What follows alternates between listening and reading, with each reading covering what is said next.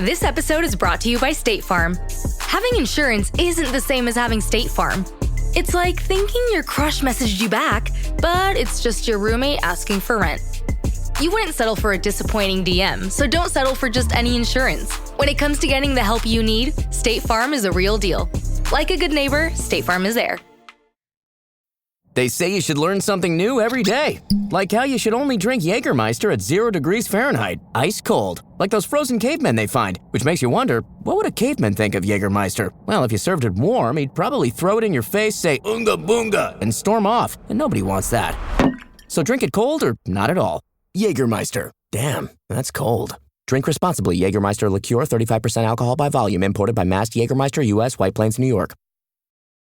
Comcast is delivering extraordinary experiences in live sports. Through the incredible broadcast and storytelling from NBC, innovative and personalized viewing features on Xfinity and Peacock, and the country's most reliable Wi-Fi, viewers can enjoy every game-changing play faster and more seamlessly than ever. All on a network built to deliver unforgettable moments as close to live as possible. The ultimate experience for the American sports fan. Learn more at ComcastCorporation.com/sports. Ladies and gentlemen, welcome to Achtung Millwall. Broadcasting from beautiful South Bermondsey, it's the #1 Millwall podcast. Accept no substitute.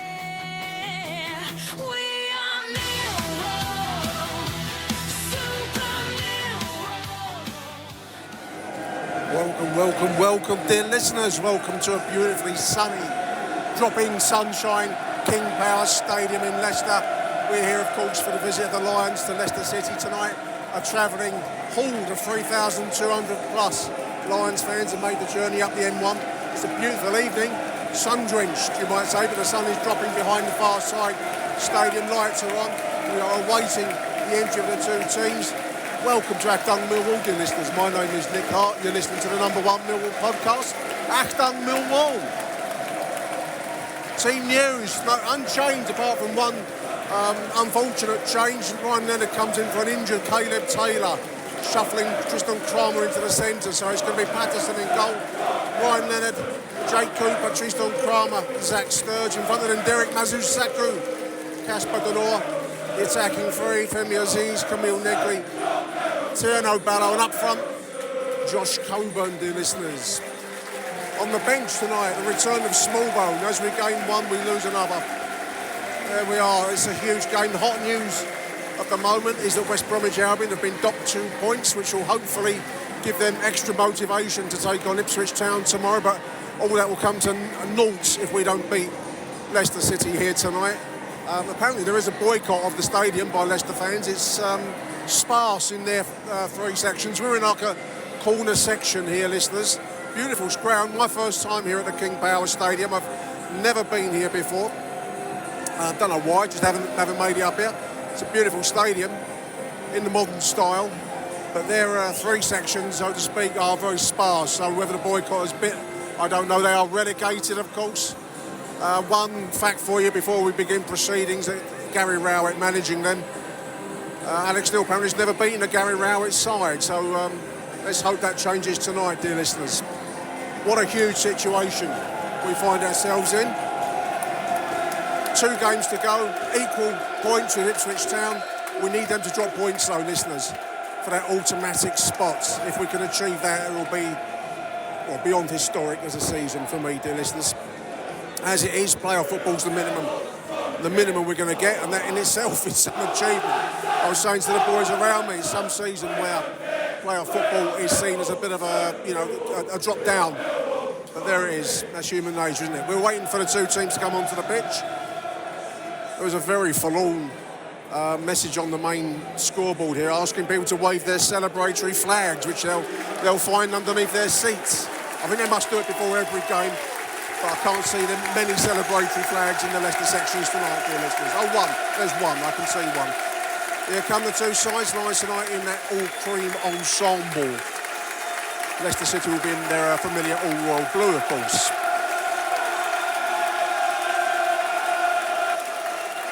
Mill section's packed.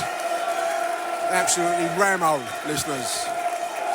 What a game, what a situation, what an opportunity. This is a Sky TV game, so it's an 8 o'clock kick-off, dear listeners.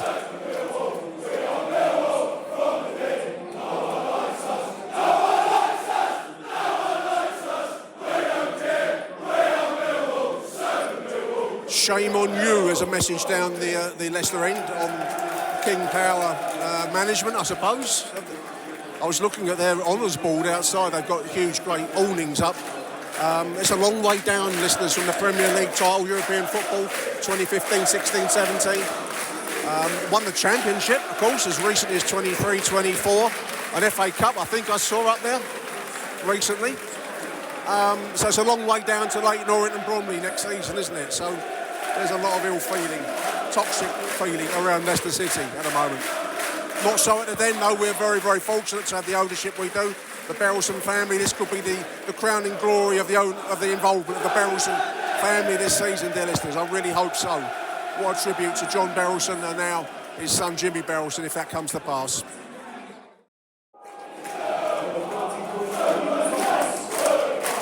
The Super Jake Cooper song. It's going to be Leicester to kick us off. If ever there was an evening where the result is more than the performance, this is it. I keep saying that show by show, listeners, don't I? We're underway.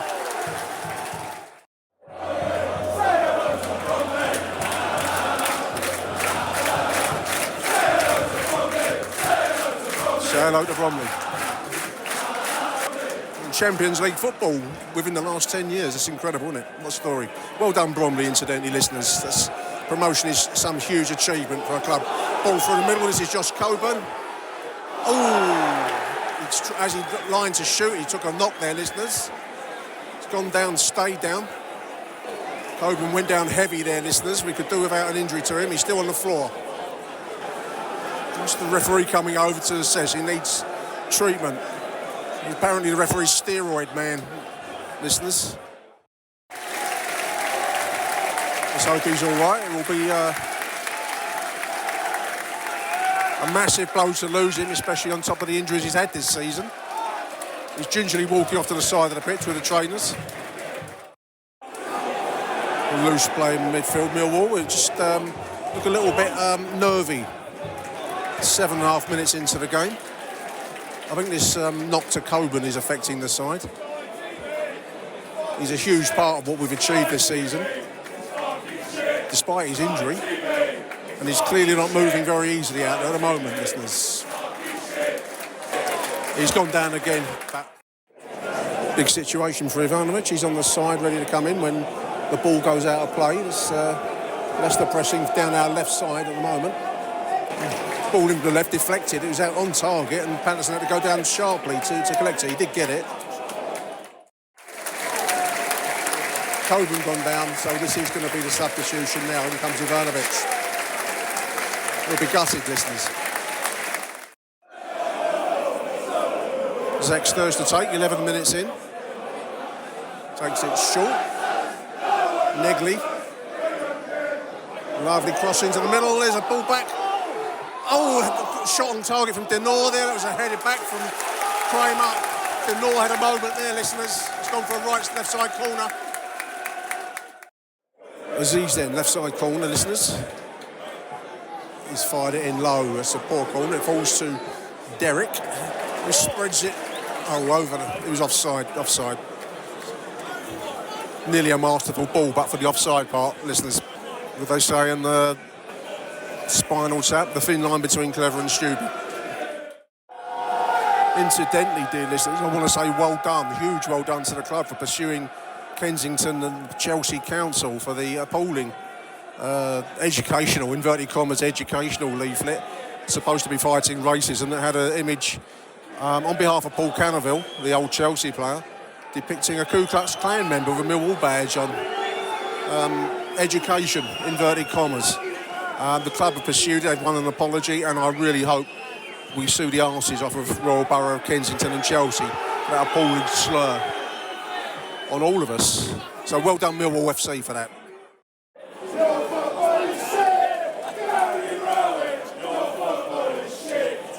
I never minded Gary Rowett, listeners. I can't hate on him.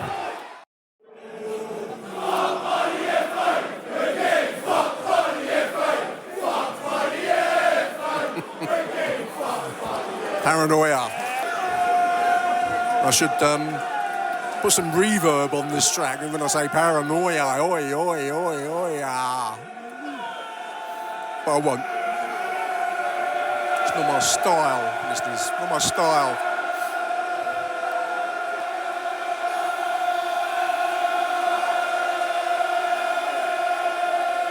Wow. Drop a load of that, Premier League, if you can.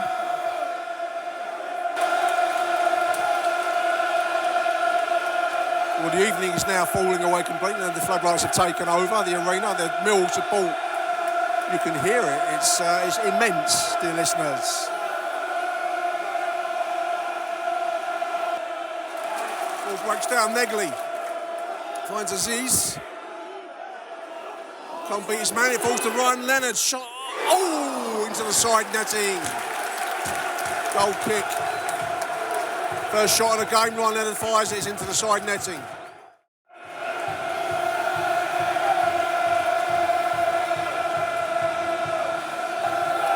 What you might call a fired up crowd, dear listeners. We're halfway through the first half. Lions have looked a little nervy on occasions, but we're looking like we're coming into it. The support is magnificent. And this game is there to be taken. I don't see much in Leicester City so far. Ivanovic has been down for a little while. He don't look terribly happy laying on the floor, listeners.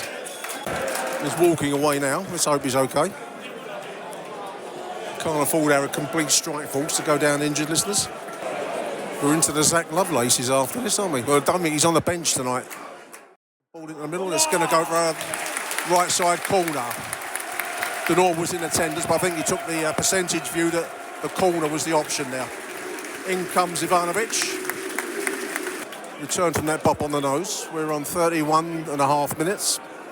Lions have a right side corner to be taken by Femi Aziz. Near post, it's cleared away at the last there. Referee blows for something or other. No one really knows what that whistle went for. Well, 33 minutes in, listeners. It's been a high energy game from the Mill perspective. Not an awful lot of cutting edge. I remember one shot from Ryan Leonard went into the side netting. Nothing else springs to mind particularly, though we've had plenty of the ball and plenty of here, there and everywhere, so to speak. But I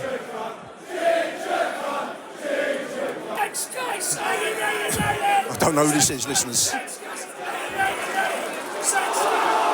Mr. Steroid does his thing on Ballo. When he won the ball well and get a free kick's given against him. But anyway, a little flick header on. It falls there to Negley. He's got Sturge on the left side now. Shot at the near post. Wide, unfortunately. 34 minutes. This is Leicester on the right side of the Mill penalty area now. For me, we've looked a little bit nervy, which I suppose the occasion will demand. I was having a conversation with another earlier on today, talking about the fact that Millwall as a club are just not used to success and we don't quite know how to handle success. I think it's a very true observation, listeners. Obviously, you know, last time we were at this level was 25 years ago, so it is once in a blue moon for us as a club. I think we can handle underdog cup tie situation very, very well, but the pressure that comes with being at the top and being expected to perform under these circumstances doesn't sit easy on our shoulders.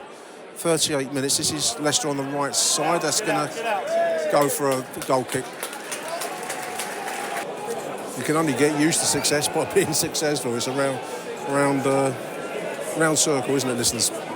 Very philosophical point for Achtung Millwall. I do try and veer into the deeper stuff on this show. I try and do something a little bit different to what you might find elsewhere. We like a little bit of a deep stuff, you know. And then we may call the referee a cunt. Fucking hell! What are we doing? Bit of panic stations football from Millwall at the moment, listeners. Put into touch. Nerves. I keep saying the same word, don't I? Nerves. Nerves. Nerves.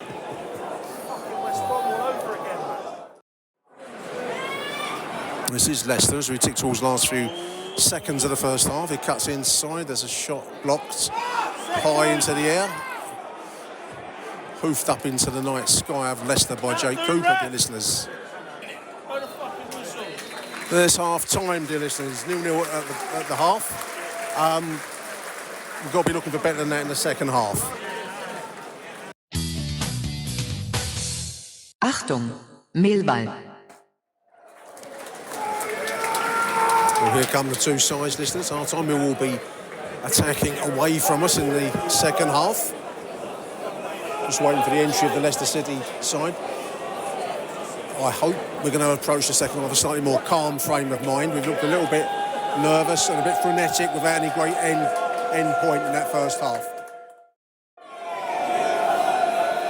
Harry messaged me on WhatsApp at half-time or the group, to say it was an elbow in the face of Ivanovic when he went down for so long. Didn't see that in real time here, listeners, but the boys around me confirmed they got an elbow in the mush. Coburn looked like he landed heavily in that early first attack of the game, almost, didn't it? Let's hope he's all right for the remainder of the season. He'll be desperate to take part.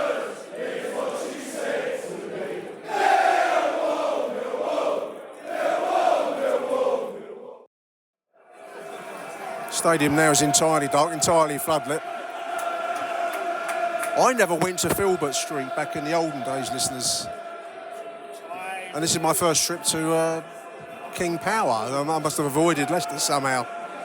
My Millwall following life. That's confession, I've been to Middlesbrough 3 times, so go figure. Just how it works out, the cookie crumbles and all that. Great tackle, Jake Cooper, dear listeners. 58 minutes. Player of the season, shoe-in, surely. Releases Ballo, coming down the left side. Ivanovic is in the middle. If he can get the cross in, the cross is not beating the first defender tonight, dear listeners. Gone for a throw-in, left side throw-in. Need to be more effective from these situations. That's Leonard. Ball out wide, that's beautiful. Goes out Aziz. Free kick given to Leicester. Succinctly put.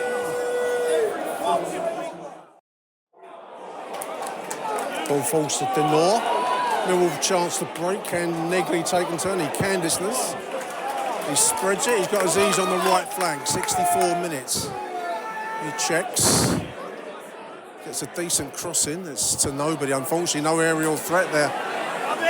Leicester bring out. Well, coming towards 64 and a half minutes. Coming on 65. There must be thoughts of changes on Alex Neil's mind, I would imagine. Barry Bannon coming in just to pick a pass, put the football on the ball, calm it down a little. We've looked frenetic. 2 real chances, shot into the side net in the first half from Ryan Leonard, and then that Ballo header that was headed on target, but the goalkeeper saved. So apart from that, we haven't created much in the way of direct chances, listeners. No sign yet of any substitutions. 65 minutes, we're halfway through the second half, listeners.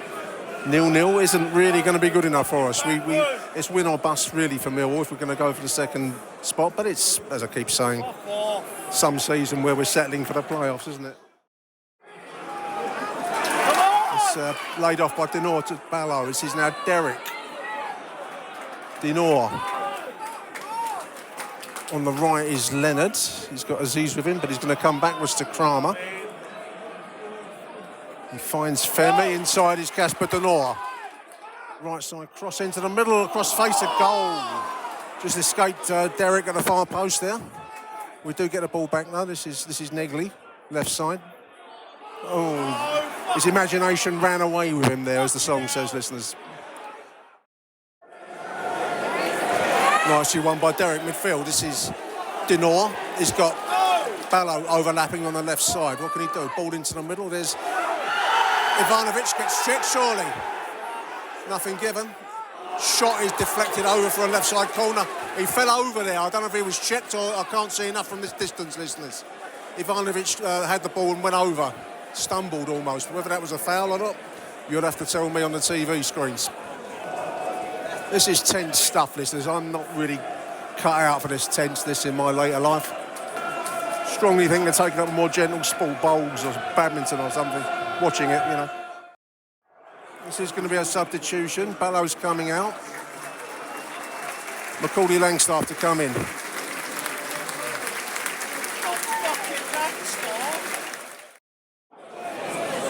Hello, they're all waving their mobile phones. What's going on here? A Christa Berg concert.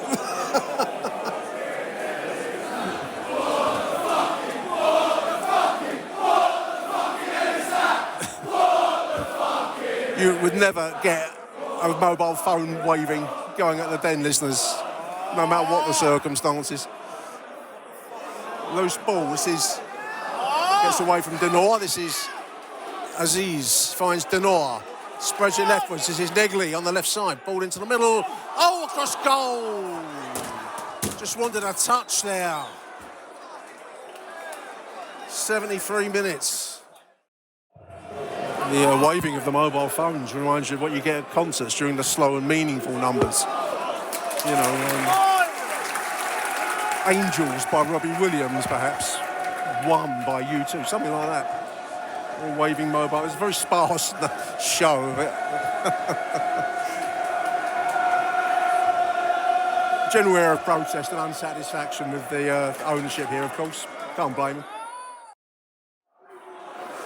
77 minutes, right side corner Leicester, 25 to take it. It was angled inwards, it was a dangerous ball actually. He dumps it back again on the right side. This is now the 7. Floats the ball back in, it's headed clear by Millwall. Can't get it clear unfortunately, they keep giving it back to blue shirts. This is coming down the left side now, chance for Leicester to put the ball into the danger zone. Headed home from close range, 1-0. The 15 is a giant, unfortunately, and he's been having the better of the aerial battle all night at the centre half. Headed in the far post, 1-0. Mill subs. Watson and Bannon coming, a 3-way substitution. Cundall, Watson, Bannon for Sturge, Dinor and Mazusaku. Referee's done us no favours at all tonight, dear listeners. What can I say about his performance? Still got 6 minutes to go at regular time, but it's been a disappointing one. We've had a lot of ball, a lot of frenetic kind of play from the Mill perspective. We've not really unlocked their defence at all. You can only think of those 2 chances I mentioned. The first half shot on goal into the side netting for Ryan Leonard, and then the header from Turno Ballo that was punched away by the goalkeeper. So apart from that, we haven't done enough to carve them open. Ball straight into touch there from Jake Cooper. Disappointment. Langstaff, always full of running, if not incisiveness. This is Millwall now inside the Leicester half. We're on 87, going towards 88 minutes. Jake Cooper will spread it leftwards. Cerebral ball. Go for a Mill throw-in, thankfully, more by luck than judgment. Ball out wide right, deep cross, no one in there, unfortunately, listeners. Watson collects on the left side. Negley. Millwall encamped in the Leicester half at the moment, but this is Langstaff, wins a right side corner. Ticking towards the 89th minute, listeners. Bannon with a corner. It's a near post one, it's bounced away. Evades Watson. This gives Leicester a chance to break. Great work there by Negley, listeners. Breaks up that movement. This is Aziz, collects it beautifully from a ball forwards from Negley there. Aziz on the right side, ball into the middle. Fired in, but again, a mass of bodies in there, and it comes away from the goal. We've not really done enough to unlock them, listeners. It's a flaw in the game, I suppose. This is a Gary Rowett side. They put men behind the ball and they played to whatever strengths they've got. And one of them is massing bodies behind the football. This is Barry Banner on the right side. Luke Cundall. Ball in. This is Langstaff. 1-inch! Macaulay Langstaff! Late, 90 minutes! Leicester fires over the right side. Hope lives on, listeners. Nice movement fired home with a plum by Macaulay Langstaff. I haven't seen how many additional minutes to be had. 8 minutes. 8 minutes.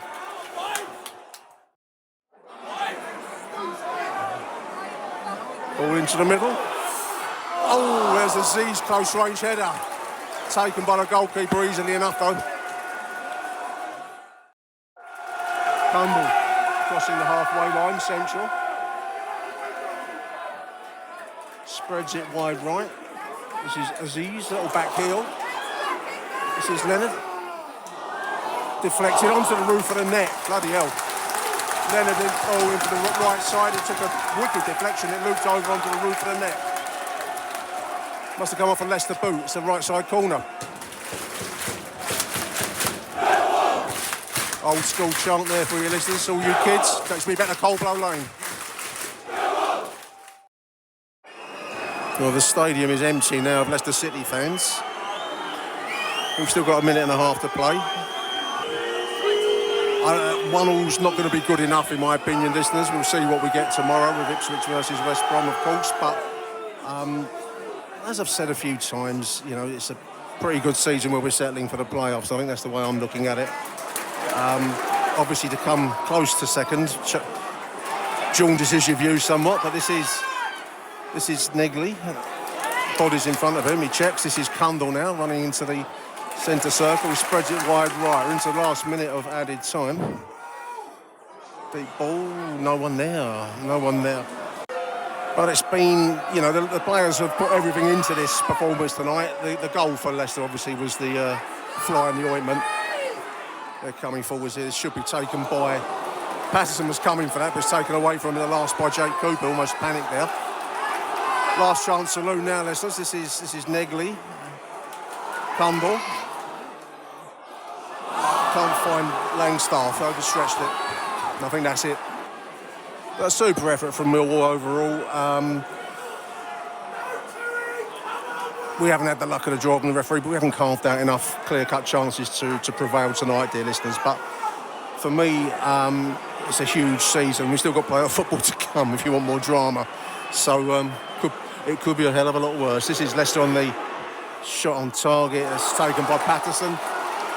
It's going to be a big one. This is Negley. This is Watson. Oh, he lets him get away from him. I think referee will blow up very, very shortly now, listeners. There is the final whistle. It finishes 1 each.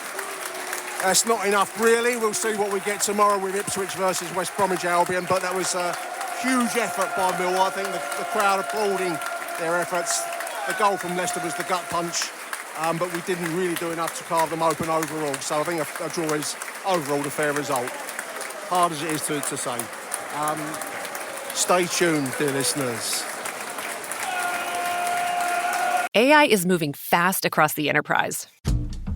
But without visibility, it's just chaos. Different tools, different models, different teams using AI in completely different ways. ServiceNow turns that chaos into control. With the AI Control Tower, you see all your AI across the business in one place. What it's doing, what it's done, and what it's about to do. So you stay in control. To put AI to work for people, visit servicenow.com. Achtung, Millwall. You created enough chances in that game to get 3 points. Yeah, I think if you look at the game, I thought we created more than enough opportunities to win the game. I think that we've been really clinical across the season. That's why we've won a lot of points. I think losing Josh at the start of the game obviously doesn't help us in that sense. But we certainly had enough chances in the game to go on and win it. I think the frustrating thing from our point of view is we had chances before they scored their goal. And I think that was their only attempt, certainly up until that point in the second half. I think we then go on and get the goal. We then go on and look, and we'll have another couple of opportunities to score after that as well. So, yeah, I think it's a little bit of rude chances from our perspective. I think the goal's disappointing as well, because I thought we defended brilliantly throughout the game. I think there's only one really in the first half where Lenny gets a brilliant block in the first half when the lads comes across. But beyond that, I didn't really think they had loads in the game in terms of opportunities. And I thought we played well, and I think we have certainly played worse than that and won. But the game a lot of times decided in both boxes, and at times today we lacked that sort of clinical edge to give us what we needed in terms of taking the lead. Well, that was, of course, the voice of Alex Neil, laying out the law from Friday night's 1-1 loss, 1-1 draw. It feels like a loss. There's a Freudian slip for you. Listen, I was going to edit that out, but I'll leave it in. 1-1 draw up there at the King Power Stadium. 28,000 people allegedly in there, according to the BBC website. I can tell you this much, listeners, there wasn't 28,000 people in that stadium. But joining me now to chew over the cud from the draw Friday night is show regular Ben Anthony. Welcome to the show, Ben. How are you, mate? Hello, Nick. Yeah, I'm good, mate. Yeah, how are you doing? How you holding up with the nerves? Yeah, well, I felt a bit exhausted. I mean, I drove back Friday night through the night. It's a lovely countryside around Leicester. Leicester itself is not such a great place, but the villages and country around Leicestershire are beautiful. I drove through the early evening to get there, and it's really nice. But coming back, obviously, in the wake of the draw, and you replaying what moments you can remember, it's. I must admit, yesterday I felt a bit mentally exhausted. Today I feel a bit more with it, and I've had a look at the extended highlights before our call this morning. We actually had more chances, and I think I gave it credit for it at the stadium, Ben. I did my post-match video didn't work because I didn't have the microphone plugged in properly. So, but I think my reaction on the night was that we didn't do enough to unlock a massed Gary Rowett defence. It was all seemed to be all arms and legs in royal blue shirts. But we actually had some moments there, mate. And I think, listening to Alex Neil, I think he felt the same, that we did enough, but we just couldn't get the goal to get us across the line. I think if we'd have scored first, that would have been game, set and match to us. How did you see Friday night's game? Yeah, I agree. I think we weren't at our best. I think you could tell we had a 3-game week where we'd only had a couple of days in between. So it looked a bit tired. And I think that's where, in the last few weeks, the last couple of 3-game weeks, the squad depth has sort of shown itself up a little bit. But I do think we had the better of the play. I thought we had the best chances and ultimately should have won that match. But we didn't take the chances. We were a bit wasteful in front of goal. Loss of Coburn early on. I think Alex Neil mentioned it in his various press interviews afterwards. Didn't help. He seemed to come down quite heavy. Obviously, in the stadium, it's quite hard to see sometimes, the full extent of it. But he seemed to land hard on his base of his back. I haven't seen any news on his condition since. I'm hoping that he's going to be perhaps with a rest against Oxford, depending on things we'll talk about shortly. But we do miss him, the lamppost, don't we? When he's not there. I mean, Ivanovic is a very different kind of striker. And I like Mihailo, but he's not that battering ram, target man that we play to. So that was a loss, I thought. Yeah, what I felt was it looked like he landed on like caught the studs on whilst landing of the other player, right. Chowdhury, I think it might have been. And it's a total accident. There's nothing, there's no malice in it. It's just a sort of fluke accident that could only happen to our players because, didn't we? Who got injured taking the bins out once? Was that? That was Sean Hutchinson, wasn't it? He put his bins out. Yeah. It's very Millwall to get injured out of like nothing. It looked nasty. Like it looked like a sort of nasty bruise and gash on his side, and he clearly wasn't able to run on it. And he couldn't continue. He sat down a couple of times in play. He sat down on the floor to signal he couldn't continue. Yeah, and he's a tough cookie, Josh. And I think he would have wanted to be involved in that. So it must have been bad for him. 100%. And I think you're right in what you say that Ivanovic has his place, but he plays a different style of forward. And, suddenly that's a tactical shift that we won't have been fully prepared for. And that sort of scuppered us for the first half. I thought, we continued to play the tactics as if Josh Coburn was up front, but we didn't have Josh Coburn up front. So that sort of didn't help matters. No, we had a few chances or moments. As I said, more of them really watching the replay this morning than I gave it credit for on the evening. But as the man himself just said, if you don't take your chances, you don't score goals. And in the end, it comes to a sucker punch. It did feel like a real gut punch when that goal went in for Leicester. I've got to say also, I hadn't really appreciated how big a bloke that Harry Suter, I think is his name, Suter, yeah. He's a giant, Ben. I mean, he made Josh, Jake Cooper, and Tristan Kramer look small by comparison. So the aerial battle also wasn't in our favour on the evening either, which is again is another one of our ace cards, really, isn't it? In normal circumstances. Yeah, I thought he had a really good game. By all accounts, he hadn't played or started a match in a very long time. So I read, yeah. Had some sort of injury and been out of favour, but he looked really up for the game and putting up a good fight. I mean, they're going down to League One. He's the sort of player, particularly if we were still in the Championship, he's a sort of centre back we could be looking to pick up to add to our list. An area where I think we are a player short. Decent cross from the left side, and there he was at the back post to bundle it over. Effectively, there was it's like a mass of bodies there. So that really took the wind out of the sails generally of the team for a few minutes anyway, and the travelling support. The support was immense, Ben. I mean, we've made the point already. The Leicester Stadium itself was, I think, it was a boycott being organised by various fan groups. There's a few banners up in the ground. It didn't feel all that atmospheric, that's for sure. But the Millwall travelling support was huge. But it just kind of deflated things at that moment.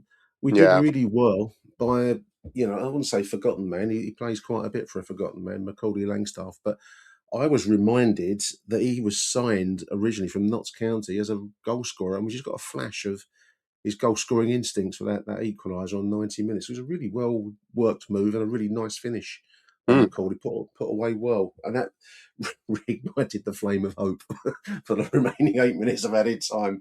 Yeah, we did go close. I think Femi had a header which didn't quite. Yeah, all we needed was a pinpoint cross to Femi Aziz about 2 yards out, and if he got his head on it rather than his shoulder, that's it. We've done it.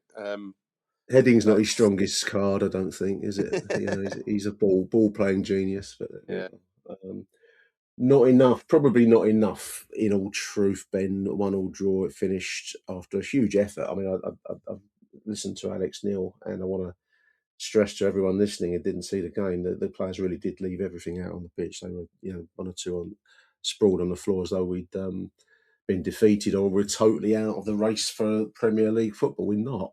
But I've got to say the second place looks a bit convoluted. I've just been playing before I've got you on the line, Ben, with the Championship Predictor, my new addiction.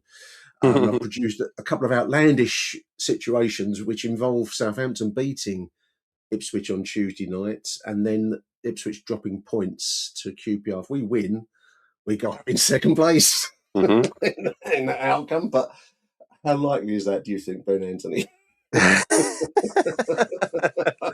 Well, I mean, like everyone, I think we're all playing these scenarios in our head multiple times a day, and just having another little check at the table to see if Ipswich have been docked some points or something. It's going to be. I mean, it's going to be tight. It could all be over on Tuesday night. If they win, it's game over. Rest a few players on Saturday, I think. Because the goal difference puts them out of reach for us. I think that's ultimately the situation we're in. So we are all Southampton fans on Tuesday night, weirdly. And look, they are, I think, 4 points behind Ipswich and us with 2 games to play. So they have no other option but to beat Ipswich. They have to win that game. So it's probably a decent situation for us that they are going to, try and do their best. And I was quite relieved last night when it didn't go to extra time against Man City, because I thought that could knacker them out a bit, and all these factors start to come into play. They unluckily lost out to the superior side there, so hopefully they'll be wanting to put matters right against Ipswich. Absolutely. But you can't go through this life depending on the likes of Charlton and QPR for No. your prosperity, Ben. But that's where we'll be. We'll be needing, really, I think, QPR to take points from Ipswich. A draw would if we presuming we win. I mean, that's a big presumption in itself. But Yeah. if it goes to the last game, then we need QPR to not be beaten, basically, at Ipswich.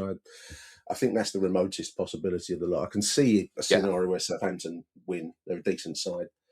But I just can't see Queen's Park Rangers, who looked like they were on the beach the other day at ours. So I can't see them going to Ipswich and putting up much of a fight. I could be wrong. Let's keep it Yeah, honest. I mean, if I had to put down exactly what I predict to happen now, I think it's that. I think Southampton will probably get a result, or I feel like Southampton will have a decent chance of getting a result. But I ultimately think Ipswich will beat QPR, which means that we will be in the playoffs. And we mustn't forget that if someone had said, "Oh, you could finish, third, for example, in a playoff position in third," at the start of the season, I don't think any Millwall fan would have hesitated to snap their hand off. That's been the desire for years to get that sixth spot. So for us to do what we've achieved this season is remarkable. Achtung, Millwall. I was actually looking at the track record. I mean, presuming, even on 80 points is our highest points total at this championship level, the highest number of points we've achieved since the promotion season of 1987-88. Mm-hmm. We've not got this many points. We may yet get 81 or 83, depending on, we don't lose to Oxford. So that's an achievement. This is what we've been working to. I mean, poor old Gary Rowett got slaughtered on, about his football on Friday night, and he has actually managed to have two relegated clubs in the same season. That's quite an achievement as well. Quite impressive, isn't it? No, that's one for the pub quizzes of the future. But we've come so close, including Gary Rowett in the infamous game against Blackburn, and this is what we've worked towards for 25 years, kids. This is no mean achievement. You're absolutely right, and you've got to throw into other reasons to be cheerful. This is our highest points total since 87-88, Ben. It's our highest average attendance, which we'll come back to, 17,094 going into the last game, which is a sellout, I believe. Highest since 1952, austerity post-war Britain. And, it's here we are in third position, which we haven't achieved that since, I think, the early 1990s. So it is a magnificent season. But I suppose once you've had carrot of success dangled in front of your eyes, it feels like a second best almost. So I think that's a danger. I think that we've got to get past that and see the achievement for what it is. Yeah. Potential playoffs opponents.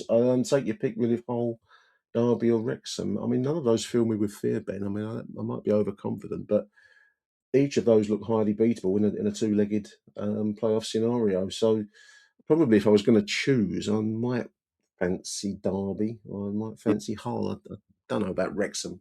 I think we play the away leg on a Friday night, don't we? That'd be a mare of a journey to get to. The thing with Wrexham for me is that they've become used to going through promotion and playoff runs, and they're going to have players that are quite settled in that scenario, and we don't have players that are used to that very much. So perhaps of those three, they're the ones to avoid. But the playoffs are the playoffs. They're quite unpredictable for a reason, and any team that gets in those four spots deserves to be there on merit. So we have to take it as it comes and get the job done ultimately. And we may face Southampton as well, who again, we'll see how that goes. I mean, they're a club that's on a bit of a roll, but we have done some good performances against Southampton this season. So, all of those look like teams that we have had away success, particularly. Maybe not so much at home in one or two cases. Hull and Wrexham spring to mind, but as you say, Borough beat us at home, didn't they? I think. Borough, I'm discounting them as well, aren't I? Yeah, no, you're right. They beat us at home, but then we've gone there and done a job on them. So it is the ultimate lottery. But to be involved in it, I think, is a massive achievement. Let's see how it works out. I want to mention a couple of players from Friday night I just noted down Ryan Leonard to come back into the team pretty much as a result of injury. Obviously, Caleb Taylor going out injured. I think that's probably enough for the season for him. I think I read that he'd broken his foot, Ben, so can't see him coming back in a hurry. But what a performance by Ryan Leonard, mate. Yeah, it's one of those. It's unfortunate because I actually think Kramer at right back is just superb, and that link up with Aziz, and that is something that we miss when he's in the middle.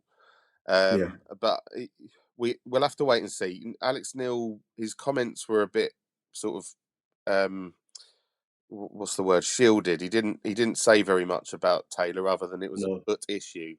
So whether it's he's a broken, cagey operator, Alex Neil, isn't he? He's a cagey. Yeah. So I wouldn't want to play poker against him, put it that way. Nobody's quite sure what's going on with whether he could be back or whether he's done, and that's that. We have to wait and see. But we see on the Coburn front as well. You know, that's another one that's we don't know the full extent, do we? At the moment? I mean, we got to hope that whatever can happen. I mean, even if it's he doesn't play for Oxford, but then he's available for playoffs. You know, we've got to make sure he's fit and ready. But on Leonard, he did play really well. He had a good performance, and ultimately he got the assist for the equaliser. So it was a lovely 1-2 for that goal. Yeah, deserves some credit for that. There are players that we have to hope are available. I mean, I've been sort of desperately looking every week for Doughty to be on the subs bench. Return of Alfie Doughty. Yeah. I just think I know he's maybe not got the sort of pace of Sturge, but that cross delivery coming in for the last 20 minutes sort of thing, you know, the amount of assists he's built up over the season, despite the fact he's been injured a couple of times, I think he's someone who we could really benefit from. So I'm really hoping that he is very close. You know, maybe we can see him on Saturday. We've also got some experience in man. We haven't seen an awful lot of Barry Bannon, but I mean, as a playoff experienced head, you certainly want him involved in the squad on the day, if not coming into the game. Alex Neil always seems a little reluctant to bring him in early enough to have a real influence on the game, which is strange, but you know, it defers to the man's judgment. But he's got a role to play. Doughty, you've mentioned. I suppose Billy Mitchell, we don't really know how long he's out for either. So.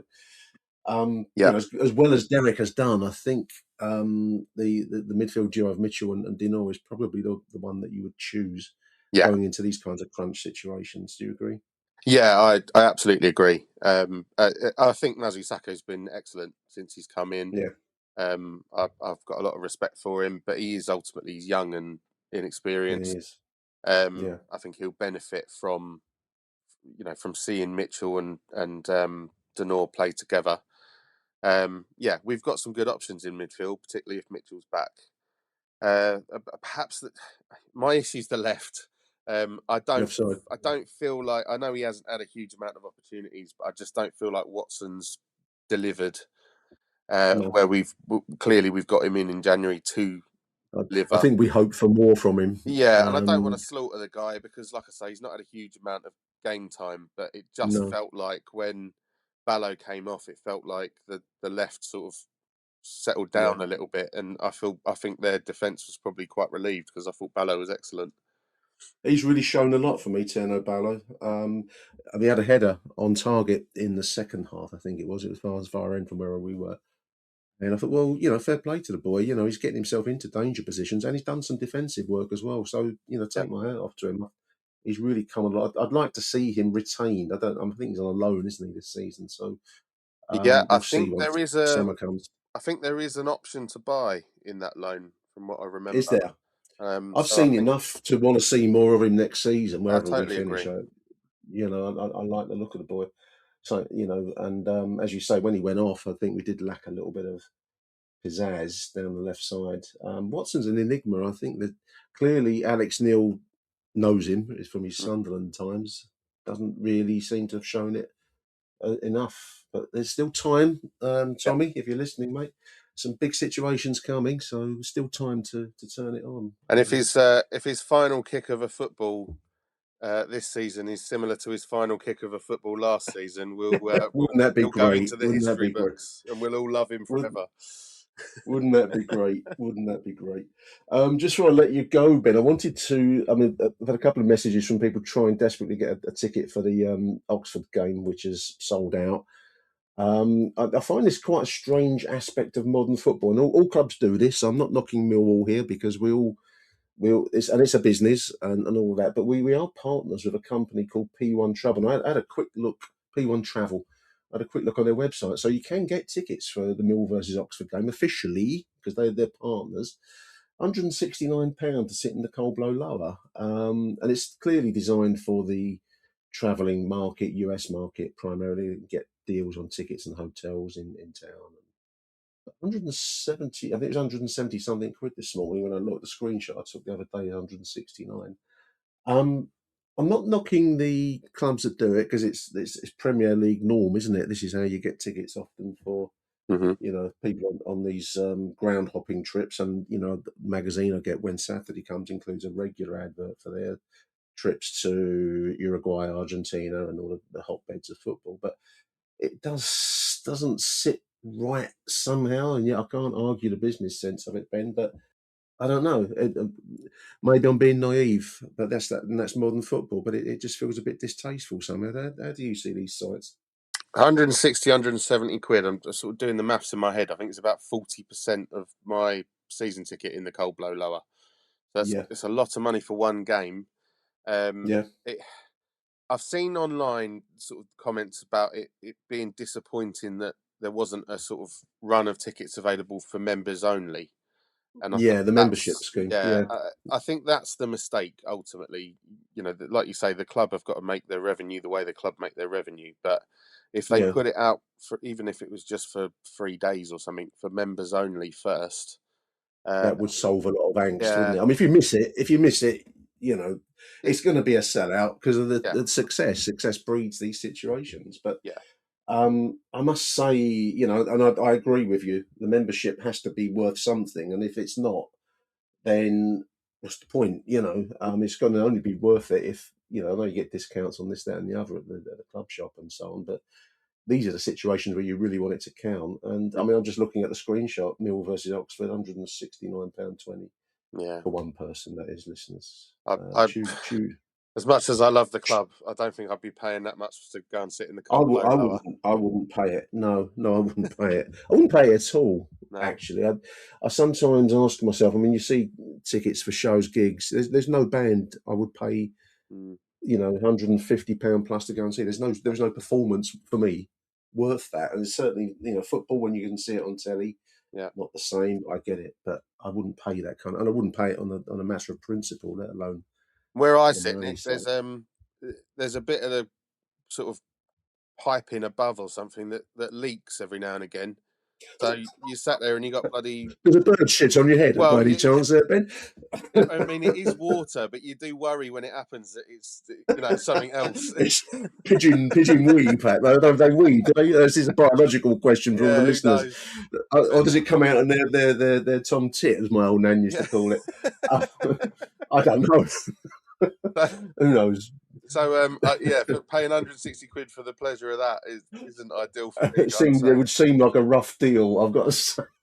The solution, and I get the simplistic nature of this statement, we've sold 10,000 season tickets already, and it's not even the end of I think there's an early bird deal running on it, will finish soon, but season ticket, 10,000 season tickets sold. That's the answer, Ben. And I know it's dead easy to say that, but not everyone can do it. So I get it, but that's the way to fill the den, isn't it? With Millwall fans, Millwall season ticket holders.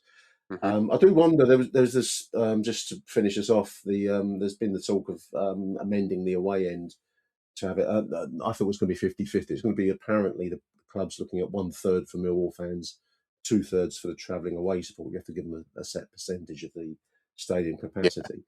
But that would help. But of course, that can't be done, that quickly. But whether that's used for Millwall fans or for this kind of, travel market, I don't know. But certainly expanding the Millwall capacity will be a step in the right direction, as well as the membership. You hit the nail on the head. Yeah, that needs to be put in place. That game against QPR the other week, that just looking at that away Yeah. end, it was absolutely rammed, and that's a big number of people, and it sort of felt this is a crunch game we've got to win. Why are we giving away that much to the opponents? To the opponent, yeah. I know we've got to make our money, but surely we need to do something to get some home fans in that end. I know the ultimate goal is this stadium expansion that might never happen, and the filling the corners and whatever else. I've seen all the sort of wonderful images, and you sort of think, well, that's never going to happen, is it? But No, I know that is right the dream in the long run. But certainly make the best of what you've got. That's good sense in all walks of life. So let's see. But no, I do hear the grumbles online about Six, and when you look at this, it's an official partner company, and you see that it doesn't sit right. But there we are. I don't have a easy solution, and I keep coming back to the fact we're getting highest attendances since the Second World War, pretty much. So that doesn't come for nothing. It could be worse. You could be Charlton and sitting on a sofa on the side of the pitch. Do you remember that? That was good. Could be Leicester City. There were 28,000 of them that didn't go into the ground on Friday night. I'll tell you what, that's a big stadium for League One. Bromley and Leighton Orient and well, it won't be Lincoln anymore. They're going to be in the higher division. But that's a big stadium to fill at that level, honestly. Anyway, there we go. Ben, thank you, mate. Thank you very much. I dare say we'll be speaking again before this season's story is told. So, big thank you for coming on the show, Ben Anthony. Thank you very much, Nick. Thanks, listeners. See you soon. When I was a little boy, I asked my mother, what will I be? Will I be Arsenal? Will I be Spurs? Here's what she said to me.